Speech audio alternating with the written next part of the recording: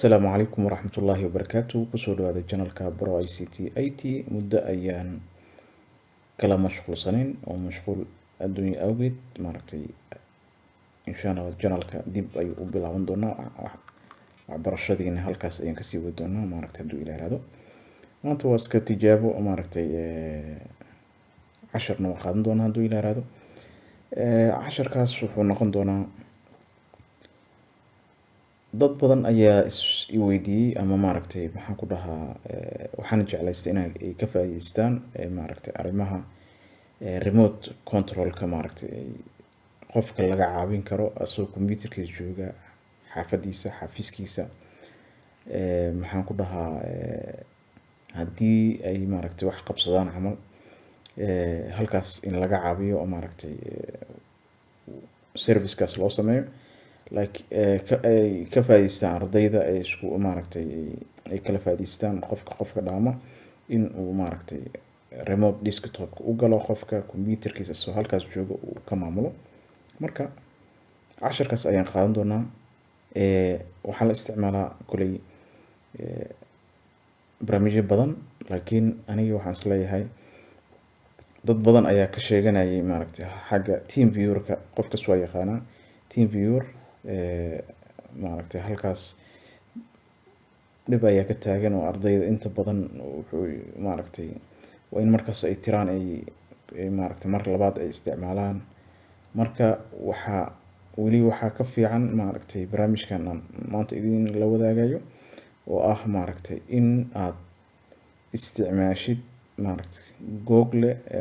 Google ayaa sameeyay barnaamij remote desktop ah. Waxaa loo yaqaanaa Google Chrome remote desktop. Hadaad ku qorto maxaan ku dhahaa Google Chrome-ka halkaas hadaad ku qorto aad dhahdo Google remote waa kana halkan ku diyaarsan yahay versionka English ayaa dooran kartaa wadanka aad joogtid ay ku xiran tahay.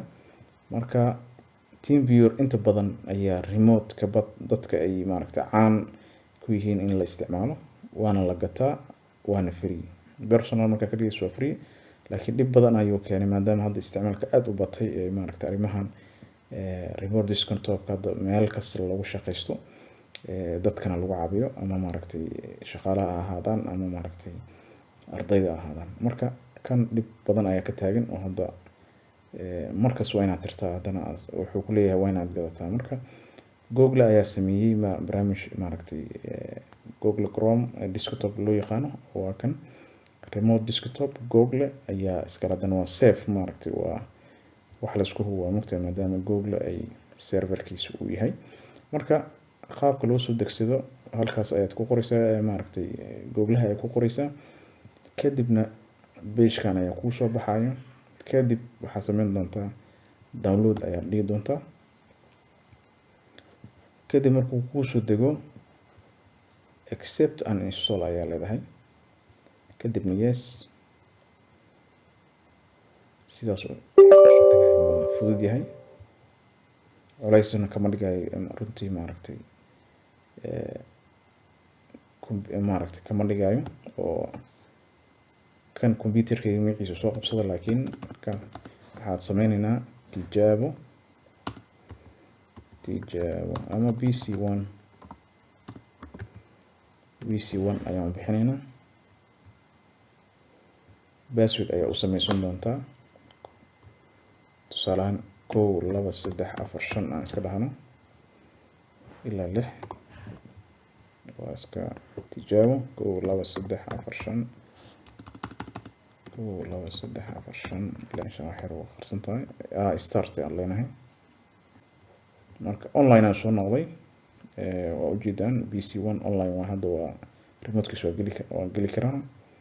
Marka waxaan ka sameyn doonaa hadduu Ilaahay yiraahdo maadaama aan laba computer hadda halkan oolin, waxaan sameyn doonaa mobilkayga ayaan ka geli doonaa. Mobilka ayaan ka geli doonaa PC-gayga oo halkan desktop waa inaan halkan ka arkaa. Waxaan ka arki doonaa computerka waxaan ka arki doonaa hadduu Ilaahay mobilkayga hadduu Ilaahay. Marka waxaan sameynayaa halkaas ayaan ku qori doonaa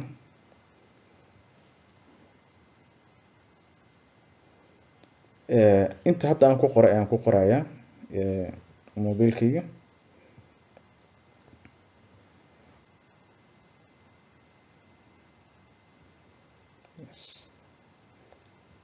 okay, wuxuu ii keenay marka pin code-kan gelinayaa ujeedaan. pin code-kan waxaan ka dhignay 1 2 3 4 5 connect aan leeyahay, sidii aan maaragtay connect aan leeyahay ujeedaan ayaan filayaa. connect okay, wuu socdaa PC1 hadda waa aragtaan PC1 waa aragtaan aan filayaa.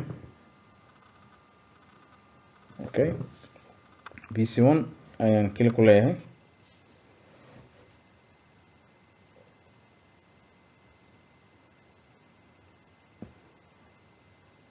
kadibna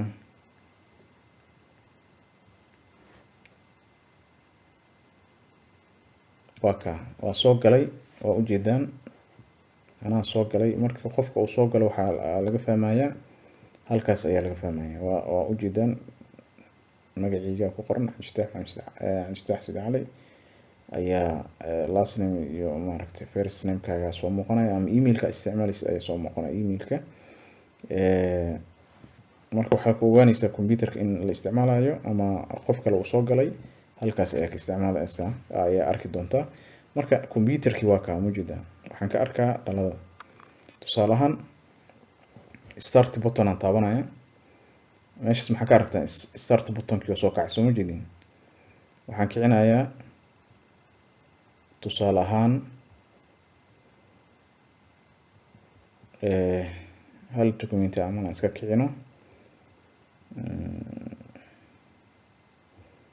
baro ICT IT ayaan kicin doonaa oo aan ku sameeyay kan.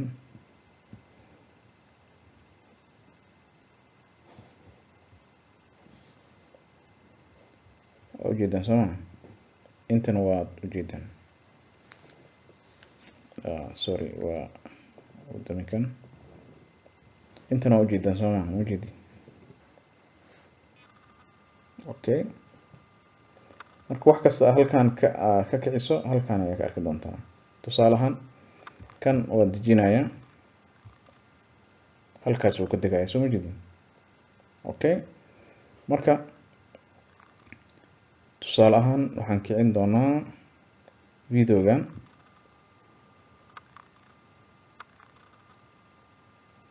okay, subscribe calaamadaas. inkastoo ay ku fiicnayd 2 PC ama 2 laptop in aan ka isticmaalo, laakiin hadda waa ujeedaan. tusaale ahaan anigana waa ii jeedaan, waa aragtaan soo gacantayda inay dhaqaaqayso. marka waa isla maaragtay computerka ayaa halkaan ka isticmaalaya. hadda tusaale ahaan waxaan taaban doonaa anoona taabanaynin, gacmahayga waa ujeedaan. start button ayaan taaban doonaa, waa ujeedaan umaleyna. muskaan dhaqaajinaya, halkaan ayaan ka wadaa start button, labadeeda gacan waa kana. start button-kan waa kaa wuu kacay, soo jeed. okay, sidoo kale videoga hore camal oo page-ka hore ayaan taaban doonaa. laakiin video uu qeylin doonaa, wuu qeylina wax furmaya, caadi u furmaya ayaan kicin doonaa. tusaale ahaan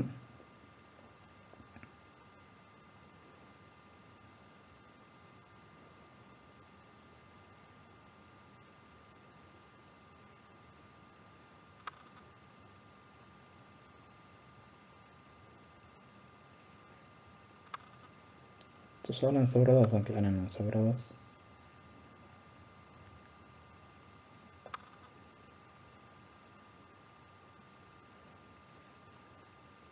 ujeedaan.